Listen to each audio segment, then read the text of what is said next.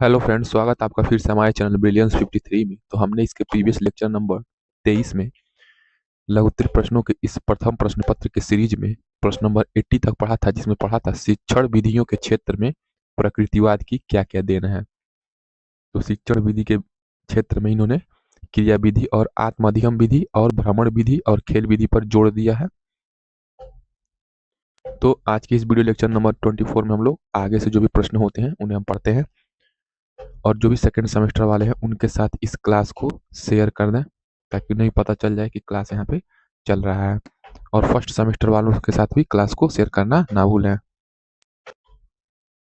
तो चलिए शुरू करते हैं। वीडियो डिस्क्रिप्शन बॉक्स में टेलीग्राम का लिंक है, वहां से जुड़ के पीडीएफ प्राप्त कर सकते हैं या कुछ भी क्वेश्चन पूछ सकते हैं। नेक्स्ट प्रश्न देखिए। आपको पता है ये वर्तमान भारतीय समाज एवं प्रारंभिक शिक्षा में लघुत्तरीय प्रश्न 2 नंबर का आता है, अति लघुत्तरीय 1 नंबर का और बहुविकल्पी 1 नंबर का। टोटल 50 नंबर का ये पेपर होता है। प्रश्न नंबर 81 देखिए। प्रकृतिवादियों ने किन शिक्षण प्रणालियों, ठीक है, किन टीचिंग मेथड का समर्थन किया है, उनकी लिस्ट बताइए। देखिए वो शिक्षण विधि था और ये शिक्षण प्रणाली, अंतर है। तो देखिए प्रकृतिवाद एवं शिक्षण विधियां, नेचुरलिज्म एंड टीचिंग मेथड। तो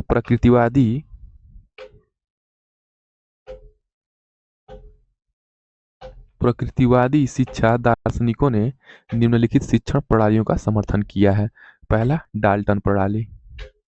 ठीक है, सर जॉन डाल्टन ने क्या बताया है? डाल्टन प्रणाली बताया है। ह्यूरिस्टिक प्रणाली, निरीक्षण प्रणाली, मॉन्टेसरी प्रणाली, योजना प्रणाली, किंडरगार्टन यानी कि केजी, मारिया मॉन्टेसरी। तो ये सब प्रकृतिवादी शिक्षण विधि है, यानी कि इन्होंने प्रकृतिवाद को समर्थन किया है शिक्षा में कि प्रकृति से जोड़ करके चीजों को रिलेट करके पढ़ाया जाए, यानी कि नेचर और नर्चर को जोड़ा इन्होंने, नेचर और नर्चर पर इन्होंने जोड़ दिया है। नेक्स्ट प्रश्न 82। तो प्रकृतिवादी ने डाल्टन, ह्यूरिस्टिक, निरीक्षण और मॉन्टेसरी, योजना और किंडरगार्टन प्रणाली याद रखेंगे। नेक्स्ट प्रश्न क्या है? प्रकृतिवाद किस प्रकार के अनुशासन की वकालत करता है? तो प्रकृतिवाद और अनुशासन, नेचुरलिज्म एंड डिसिप्लिन। ठीक है, नेचुरलिज्म और डिसिप्लिन। प्रकृतिवाद कठोर अनुशासन को बालक के लिए उचित नहीं मानता है। ठीक है, प्रकृतिवाद क्या करता है? कठोर अनुशासन को नहीं बढ़ावा देता है, इसी कारण यह दमनात्मक अनुशासन का विरोध करता है तथा मुक्त्यात्मक अनुशासन का समर्थन करता है। प्रकृतिवादी विचारकों का मत है कि गलत कार्यों के लिए प्रकृति स्वयं व्यक्ति को दंडित करेगी तथा अच्छे कार्यों के लिए पुरस्कृत करेगा। किंतु बहुत से विचारकों ने क्या किया? प्राकृतिक परिणामों द्वारा अनुशासन को स्वीकार नहीं किया है। प्रकृतिवाद क्या कहता है कि आप जो भी जैसा कर्म करेंगे, प्रकृति आपको, नेचर आपको वैसा ही क्या देगा? फल देगा। और ये सब लोग चाहते हैं कि इंडिपेंडेंट होकर पढ़ें, यानी कि फ्री एजुकेशन, यानी कि इंडिपेंडेंट एजुकेशन हो। प्रकृतिवादियों का विचार है। और ये मुक्त्यात्मक अनुशासन, ये हिंदी का क्या है? ये एक एटमोलॉजी है। ये मुक्त्यात्मक अनुशासन। और ये दमनात्मक अनुशासन का विरोध करता है, यानी कि प्रकृतिवादी क्या है? दमनात्मक का विरोध करता है। दमनात्मक नहीं होना चाहिए शिक्षा। कैसी होनी चाहिए? मुक्त्यात्मक होनी चाहिए, यानी कि मुक्त शिक्षा होनी चाहिए या मुक्त अनुशासन होनी चाहिए। संक्षेप में प्रकृतिवादियों ने बाह्य शक्तियों पर आधारित अनुशासन को स्वीकार नहीं किया है। ठीक है, प्रकृतिवादियों ने बाह्य शक्तियों पर आधारित अनुशासन को स्वीकार नहीं किया है। प्रकृतिवाद के अनुसार वास्तव में अनुशासन उसी समय सफल हो सकता है जब शिक्षार्थी को आदर देते हुए उसको आत्म अनुशासन बनाए रखने का आग्रह किया जाए तथा स्वतंत्र ढंग से उसको स्वाभाविक विकास का अवसर प्रदान किया जाए। ये क्या हो जाएगा? प्रकृतिवाद के अनुशासन की वकालत। यही यही सारी चीजें क्या कहता है? ये प्रकृतिवाद कहता है कि मुक्त्यात्मक अनुशासन होना चाहिए, दमनात्मक अनुशासन नहीं होना चाहिए। व्यक्ति जैसा कर्म करेगा वैसा उसे प्रकृति क्या देगी? फल देगी या दंडित करेगी। नेक्स्ट प्रश्न, जो भी फर्स्ट सेमेस्टर वाले हैं उनको भी ये क्लास उनको भी ये चैनल शेयर कर देंगे, ताकि उन्हें भी पता चल जाए कि फर्स्ट सेमेस्टर का मैंने पूरा यहाँ पे कंटेंट पढ़ा दिया है, तो उन्हें जल्दी से इस क्लास को, इस चैनल को शेयर कर देंगे। प्रयोजनवाद के अनुसार पाठ्यक्रम निर्माण सिद्धांत क्या है? प्रयोजनवाद के अनुसार पाठ्यक्रम निर्माण, देखिए पढ़ते हैं। तो देखिए, प्रयोजनवाद या प्रैग्मैटिज्म, प्रयोजनवाद या प्रैग्मैटिज्म के अनुसार पाठ्यक्रम निर्माण सिद्धांत, तो principles of curriculum construction according to pragmatism, यानी कि सिद्धांत का निर्माण किसके अनुसार? According to pragmatism. चलिए पढ़ते हैं। प्रयोजनवाद परंपरागत रूढ़िवादी पाठ्यक्रम का पक्षधर नहीं है। यह किसी पूर्व निश्चित पाठ्यक्रम को स्वीकृति न देते हुए प्रयोजनवादी विचारक अनुभव केंद्रित पाठ्यक्रम पर बल देते हैं। ठीक है, प्रयोजनवाद क्या है? रूढ़िवादी पाठ्यक्रम नहीं, जो पहले से चला रहा है वही अच्छा है, ऐसा सोच नहीं है प्रयोजनवादियों का। इनका सोच क्या है कि पूर्व निश्चित पाठ्यक्रम को भी ये स्वीकृति नहीं देंगे, और जो पहले से यानी कि पूर्व निश्चित पाठ्यक्रम को ही हम लोग क्या कह देंगे? रूढ़िवादी पाठ्यक्रम कह देंगे। ठीक है, इन्होंने क्या कहा कि अपना अनुभव केंद्रित पाठ्यक्रम, ये इंपॉर्टेंट है, अनुभव केंद्रित पाठ्यक्रम प्रयोजनवादियों का। प्रयोजनवादियों के अनुसार हमारा पाठ्यक्रम देश, काल, परिस्थितियों, विद्यार्थी की रुचि, आवश्यकता, योग्यता तथा उपयोगिता आदि को ध्यान में रखकर बनाना चाहिए। उनका मानना है कि पाठ्यक्रम समय की मांग, पाठ्यक्रम कैसा होना चाहिए? समय की मांग और परिवेश के अनुरूप परिवर्तित होते रहना चाहिए। यानी कि प्रयोजनवादी देखिए, यानी कि ये योजना बना के चाहते हैं, हर एक चीजों को योजना बना के किया जाए। पाठ्यक्रम का निर्माण कैसे किया जाए? योजनाबद्ध तरीके से किया जाए। एक वर्ड में कहा जाए तो योजनाबद्ध तरीके से, यानी कि रूढ़िवादी ना हो, परंपरागत ना हो, पूर्व निश्चित पाठ्यक्रम ना हो, म- मतलब वर्तमान परिस्थिति को देखते हुए, देश में कैसी हालात, स्थिति, सिचुएशन चल रहा है, उसको देखते हुए पाठ्यक्रम का निर्माण कराना ही मुख्य उद्देश्य है। प्रयोजनवादी जो फिलोसफर है, जो भी दार्शनिक हैं,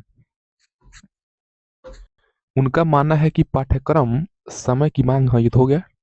अतः उन्होंने पाठ्यक्रम की रूपरेखा, यानी कि पाठ्यक्रम का जो ये पूरा ड्राफ्टिंग होना चाहिए कि क्लास 1 में ये पढ़ाएं, 2 में ये सब्जेक्ट, 3 में ये, ठीक है, प्राइमरी में ये, अपर प्राइमरी में ये, ऐसे ही प्रस्तुत न करके पाठ्यक्रम निर्माण संबंधी सिद्धांतों पर अपने विचार व्यक्त किए हैं, जो बहुत ही उपयोगी हैं।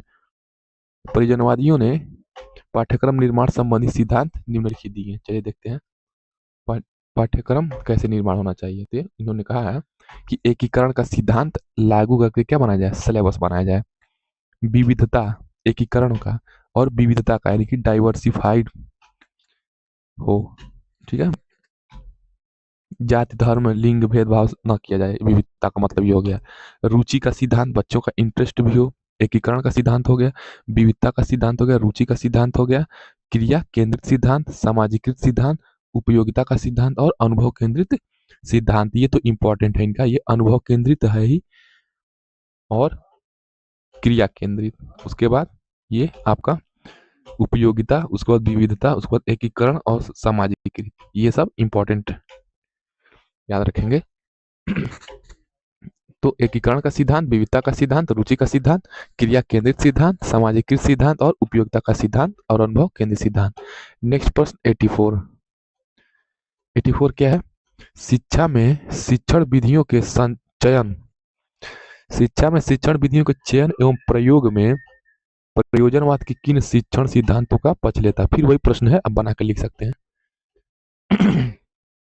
उसी प्रश्न को घुमा दिया है कि शिक्षा में शिक्षण विधियों का चयन, ये चयन ला दिया है, चयन और प्रयोग में फिर प्रयोजनवाद, यानी कि प्रैग्मैटिज्म, यानी कि प्रैग्मैटिज्म किन शिक्षण सिद्धांतों का पक्ष लेता है? प्रयोजनवाद छात्र को सक्रिय बनाने पर बल देता है। ठीक है ना, कोई भी जो वाद है, चाहे मान लीजिए आपका प्रकृतिवाद है, प्रयोजनवाद है, ये सब आपको सक्रिय बनाने का ही कार्य करते हैं। कोई निष्क्रिय नहीं बनाना चाहता है। शिक्षण सिद्धांतों एवं शिक्षण विधियों के क्षेत्र में प्रयोजनवाद का महत्वपूर्ण योगदान है। प्रयोजनवाद किसी रूढ़िवादी परंपरागत निष्क्रिय शिक्षण पद्धति का समर्थन नहीं करता, अपितु नवीनतम मनोवैज्ञानिक शिक्षण विधियों के उपयोग को महत्व देता है। शिक्षण विधियों के चयन एवं प्रयोग के प्रयोजनवाद निम्नलिखित शिक्षण सिद्धांतों का पक्ष लेता है। इसमें क्या जाएगा, क्रिया या अनुभव द्वारा सीखने का सिद्धांत। क्या जाएगा, क्रिया या अनुभव द्वारा सीखने का सिद्धांत, एकीकरण का सिद्धांत, बाल केंद्रित का सिद्धांत, सामूहिक क्रिया का सिद्धांत, सीखने की उद्देश्यपूर्ण प्रक्रिया का सिद्धांत। ठीक है, क्रिया या अनुभव का सिद्धांत एक बार और देख लीजिए, एकीकरण का सिद्धांत, बाल केंद्रित का सिद्धांत, सामूहिक क्रिया का सिद्धांत, सीखने की उद्देश्यपूर्ण प्रक्रिया का सिद्धांत। ये प्रयोजनवादियों का शिक्षण पद्धति है। नेक्स्ट प्रश्न 85।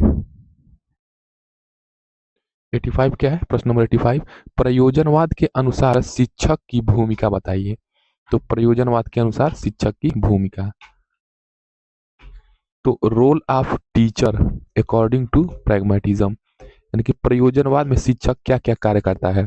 तो प्रयोजनवाद शिक्षक को सत्यों का निर्माण करने वाला, यानी कि प्रयोजनवादी जो होते हैं वो चाहते हैं कि जो अध्यापक है वो सत्यों का निर्माण करने वाला हो, अद्यतन ज्ञान विज्ञान से भिज्ञ, यानी कि जो मॉडर्न साइंस है उससे ये क्या हो, परिचित हो, भिज्ञ मतलब परिचित हो, अनुभवशील हो, एक्सपीरियंस हो उसके अंदर, नवीन आदर्शों मूल्यों का निर्माण करने वाला हो, क्रियाशील और परिश्रमी होने पर बल देता है। प्रयोजनवादी मानते हैं कि शिक्षक को सदैव प्रयोग करते रहना चाहिए और उसी के अनुरूप अपने शिक्षण विधि व पाठ्यक्रम में सुधार करते रहना चाहिए। साथ ही शिक्षक को अपने छात्रों पर बलात् विचार, मत, आदर्श, मूल्य नहीं थोपना चाहिए, बल्कि एक पथ प्रदर्शक के रूप में कार्य करना चाहिए और एडवाइजर के यानी सलाहकार के रूप में कार्य करना चाहिए। उसे छात्रों का अनुभव बढ़ाने पर बल देना चाहिए तथा उसकी रुचियों के अनुसार कार्य कराना चाहिए। यानी कि प्रयोजनवादी जो टीचर होते हैं वो बच्चों को सक्रिय बनाते हैं, अच्छी आचरण, अच्छे संस्कार, साइंस से परिचय, मूल्यों का निर्माण, क्रियाशीलता, नए नए आदर्शों, मूल्यों और एक्सपीरियंस के थ्रू सिखाते हैं और बच्चों पर अपना विचार नहीं थोपते हैं कि तुम यही काम करोगे, तुमको पढ़ना है, एसएसटी ही पढ़ना है, तुम साइंस नहीं पढ़ सकते। ये ऐसा अपना बलात् विचार नहीं